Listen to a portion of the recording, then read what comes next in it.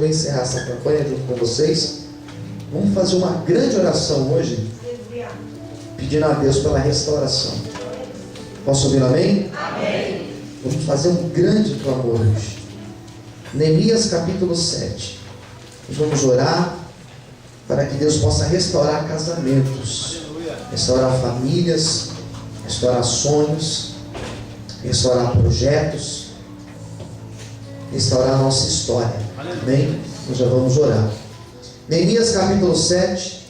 Quem já encontrou, diga amém. Amém. Versículo 1 diz assim: Sucedeu mais que, depois que o muro for edificado, eu levantei as portas, e foram estabelecidos porteiros, e os cantores, e os levitas.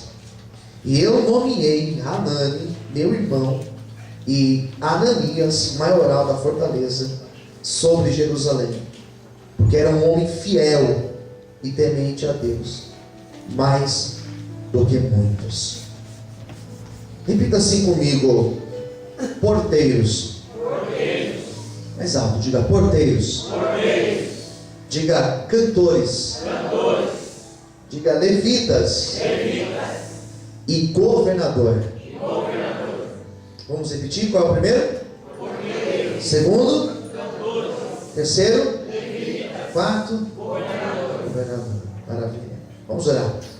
Fala conosco, Senhor, nesta noite, através da Tua palavra, através do Teu Espírito Santo. Revela, Senhor, no mais íntimo do nosso ser, o Teu querer, a Tua vontade. Nos abençoe, em nome de Jesus. Amém. Quantos podem aplaudir bem forte o Senhor nessa noite?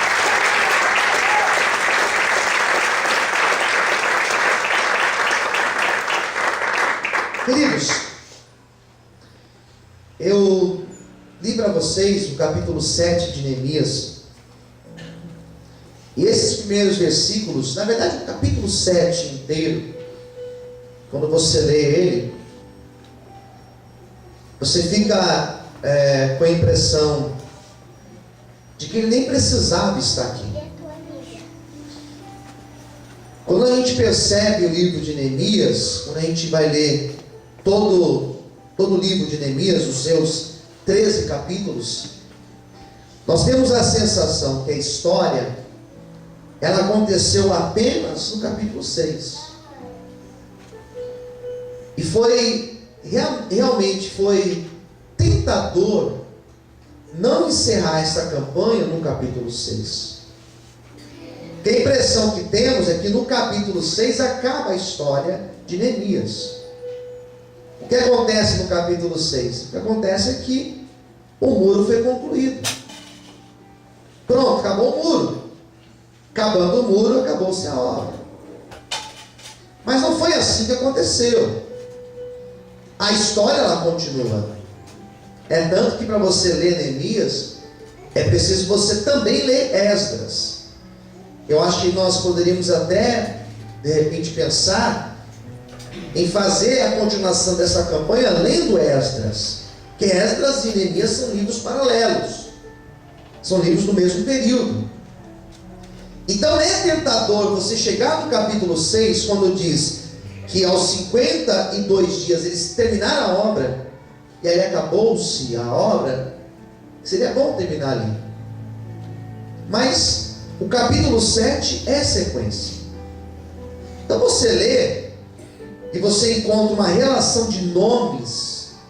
Não sei se você prestou atenção no capítulo 7, os versículos abaixo desse que eu li, é uma relação de nomes. E às vezes você pega essas relações de nomes, você está lendo a Bíblia, quando chega nessa relação de nomes, dá vontade de pular. Dá vontade de falar assim, vou ler outro capítulo já. Porque o que tem de mais lendo esses nomes? Tem muita coisa. Tem muita história escondida atrás desses nomes. Posso ouvir amém? Amém. Então você percebe aqui no capítulo 7 que o muro já estava pronto. A reforma do muro já estava concluída. O muro já estava erguido. Mas uma cidade, ela não é feita de um muro. precisavam existir as portas. Jerusalém precisava das portas. As casas precisavam ser restauradas. A cidade em um todo precisava ser restaurada. Os comércios precisavam ser restaurados. A cidade de Jerusalém, ela estava praticamente uma cidade vazia. Era uma cidade que estava recomeçando. É igual você chegar nesses bairros mais afastados, onde está se fazendo loteamento, aqueles vários terrenos sendo loteados. Daqui a pouco começa ali uma casa, outra casa, e quando você vai lá depois de alguns anos, já existe um bairro, já existe um centro ali, já existe um comércio ali. Então essa história do capítulo 7 vai dizer o quê? Que a cidade estava sendo loteada, digamos assim. Só tinha um muro em pé. E agora eles precisavam continuar. Posso ouvir um amém? Amém. Precisava continuar. Não estava acabado. Deus tinha mais para fazer na vida desse povo. E Deus me deu uma palavra nessa noite muito séria para profetizar na tua vida. Que talvez já entrou aqui e algumas coisas já aconteceram na tua vida. Talvez nesse ano de 2016 algumas coisas já aconteceram. Pode ser que nessa campanha de terça-feira que nós estamos aqui desde agosto fazendo sobre restauração, pode ser que algumas coisas já aconteceram na tua vida. Mas eu tenho algo de Deus aqui para você hoje. Isso foi só o começo, porque Deus tem coisas maiores para fazer na tua vida. Aquele que começou a boa obra, Ele vai aperfeiçoar essa obra, diz o Senhor para você nessa noite, amém? Você pode aplaudir e exaltar a Deus bem forte, aleluia. Você pode aplaudir ao Senhor.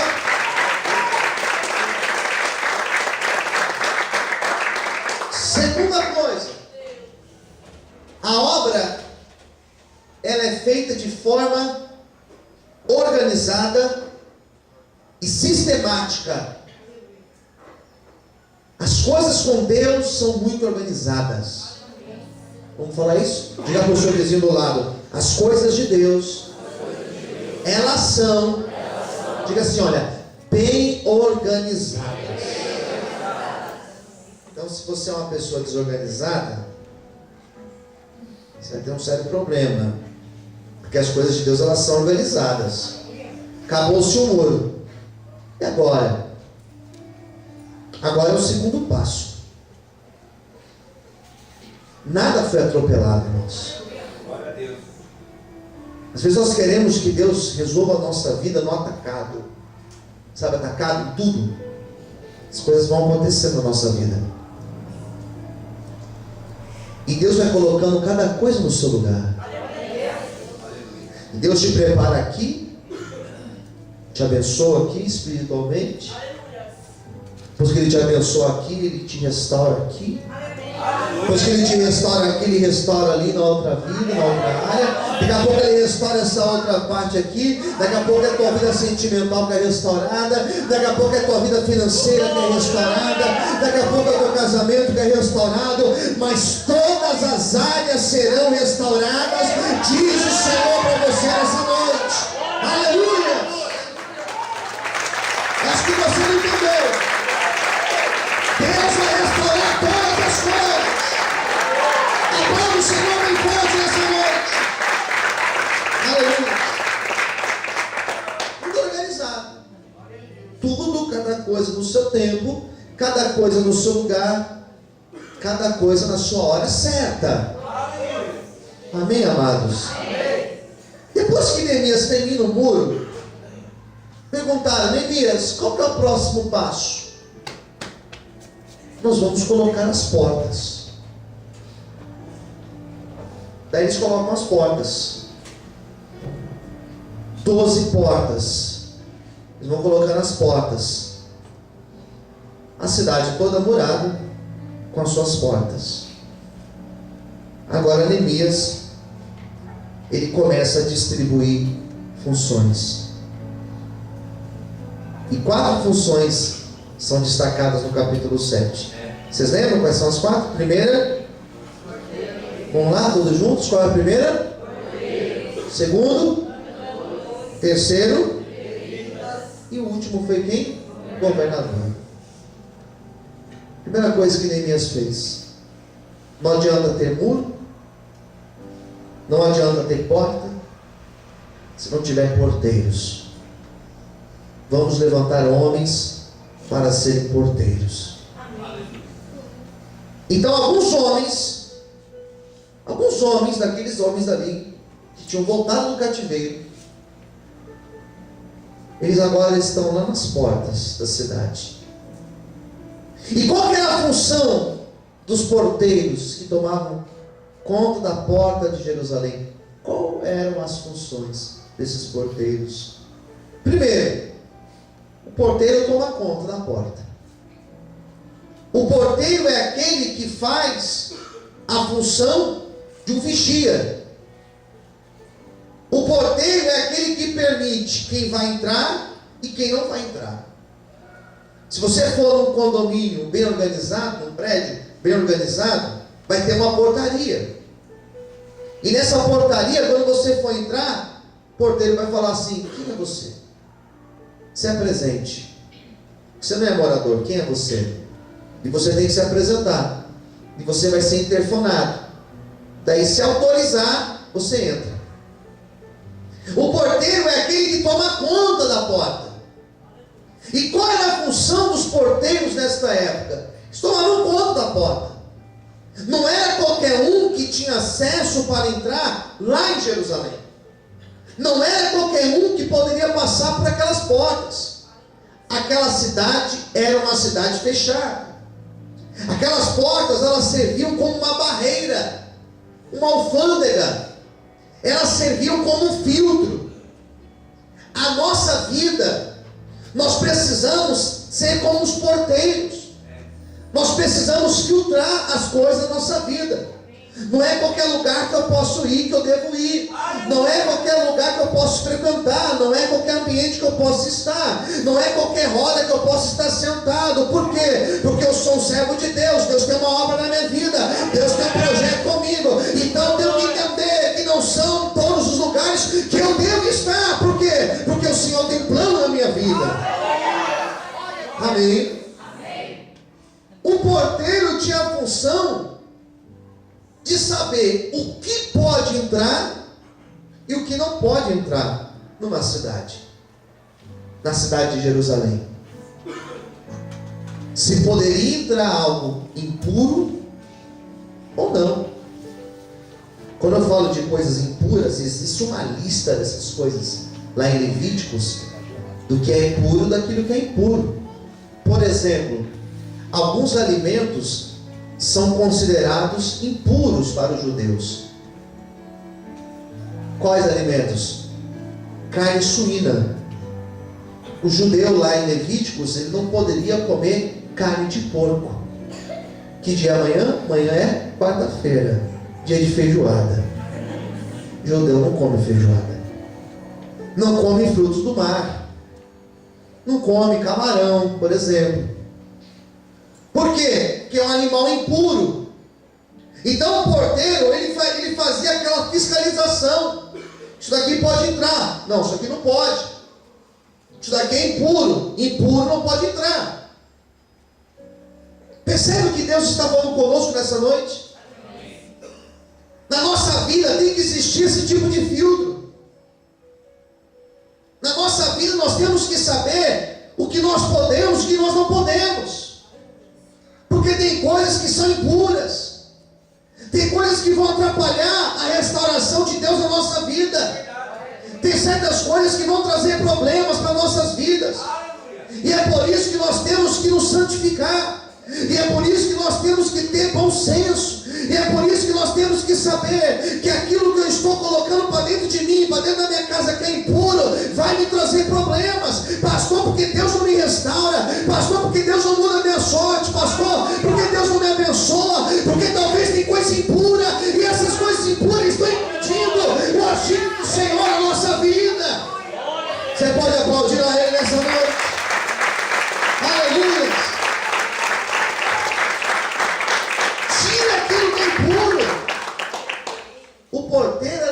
justamente para não permitir que a coisa impura entrasse na cidade. E não adianta, irmãos. Não adianta. Essa função não é do pastor. O pastor não é porteiro. Amém, amados? A igreja não tem essa função de ser porteiro na tua vida. É você que é o porteiro da sua vida. É você, na hora que está assistindo televisão, é você que vai autorizar o que vai entrar e o que não vai entrar na tua casa. É você que vai fazer esse filtro nas suas conversas, na sua rede social, no seu WhatsApp. É você que vai fazer esse filtro. O que você deve e o que você não deve. Quem está entendendo, diga amém. Amém. Não eram somente porteiros. Além de porteiros, eram os cantores. E quem eram os cantores? Os cantores, pastor, o nome já diz, aqueles que cantavam, né? É, mais ou menos isso. Os cantores eram aqueles que tinham a função não só de cantar. Porque cantar, irmãos, qualquer um que tem voz pode cantar. Mas os cantores eram aqueles que adoravam a Deus. E cantar e adorar a Deus são coisas muito diferentes. Para cantar tem que ter voz bonita. Para adorar a Deus, não necessariamente. Para cantar tem que ser afinado. Para adorar a Deus, não necessariamente. Então os cantores eram aqueles que adoravam a Deus. Eram aqueles que atraíam a atenção de Deus para o povo. Eram aqueles que entregavam a sua adoração a Deus. E quando esse povo adorava a Deus, Deus se tornava favorável a este povo. A adoração, quando ela é verdadeira, chama a atenção de Deus. Você pode olhar para mim? Olhe para mim, por favor. A adoração, quando ela é verdadeira, ela chama a atenção de Deus. Então a adoração desses cantores era uma adoração tão sincera, tão verdadeira, que Deus se tornava favorável a eles, que Deus restaurava a vida deles, que Deus manifestava a glória dele, Deus operava maravilhas quando esses cantores louvavam. Eu começo a entender algo aqui nessa noite, que quando nós estamos nas lutas, nos problemas, nas crises, e nós adoramos a Deus, e nós entregamos a Deus o nosso louvor, a glória de Deus também é manifestada na nossa vida. Por isso eu acredito que esse culto de hoje não acaba antes que Deus abra o céu e derrame a glória dele sobre a nossa vida. Você pode aplaudir e exaltar o Senhor por isso. Mais fortes as palmas, aleluia.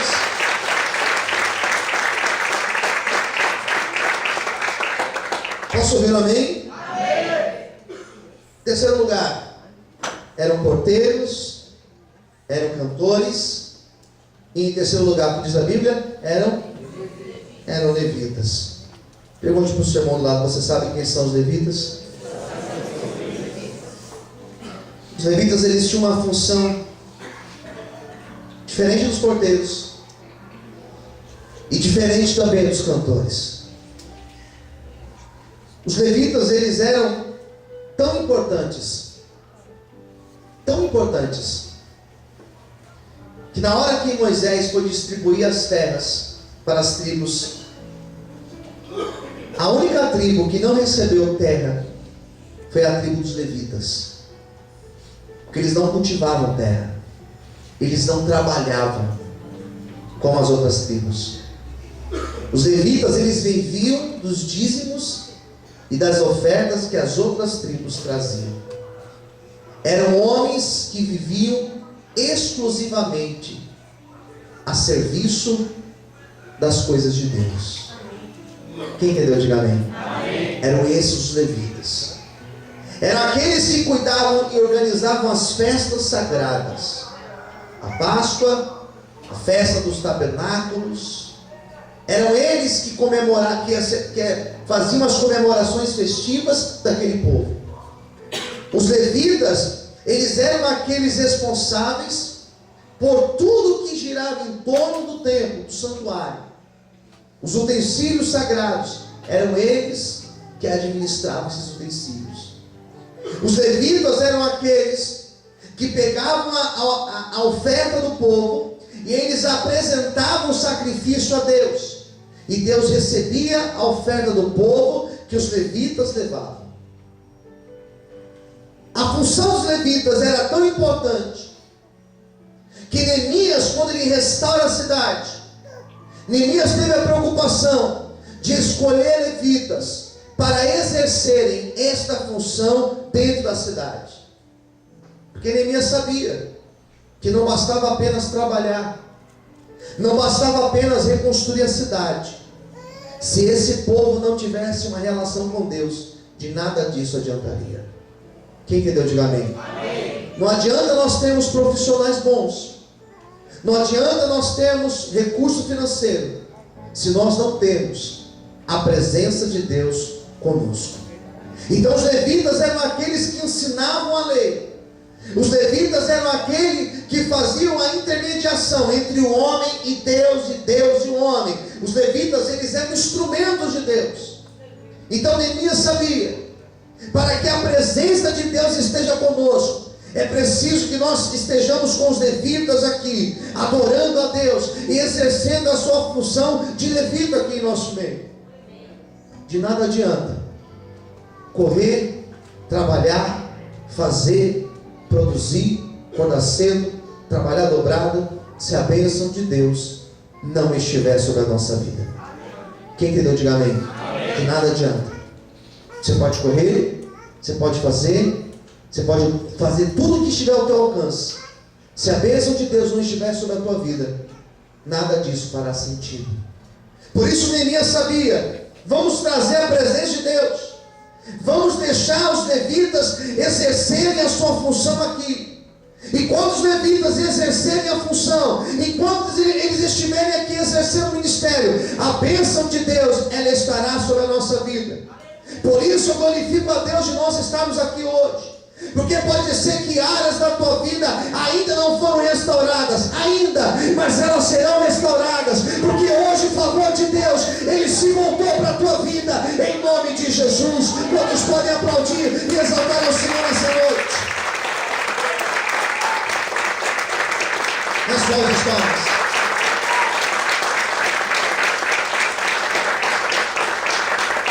Então eles tinham os porteiros, que não deixava aquilo que era impuro entrar. Então eles tinham os cantores, aqueles que adoravam a Deus.